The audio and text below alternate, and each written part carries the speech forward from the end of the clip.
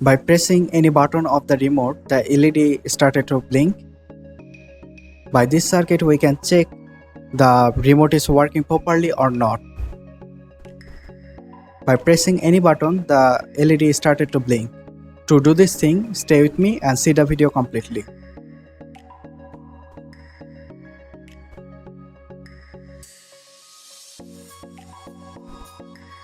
For this project, we need a breadboard, a NPN transistor which is BC547, LED, long terminal of the LED is positive, 220 ohm resistor, IR receiver LED,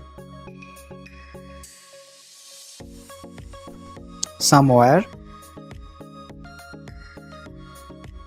and finally we need a IR remote.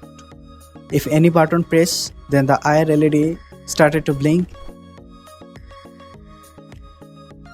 First cover the IR receiver with any tape or anything that can cover all the area.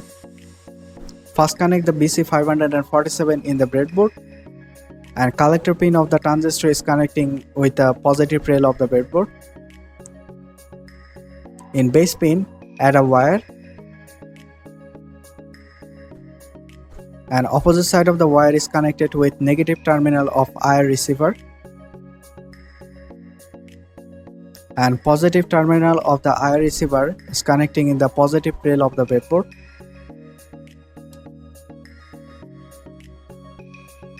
A positive terminal of LED is connecting in the emitter pin of transistor, and 220 ohm resistor is connecting in the opposite side of the LED.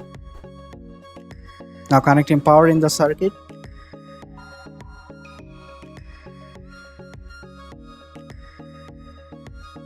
When any button pressed by the remote, then the IR transmitter of the LED blink and it will emit a IR ray, and that ray received by the IR receiver, and this transistor active and the current will flow to collector to emitter, and this LED will blink.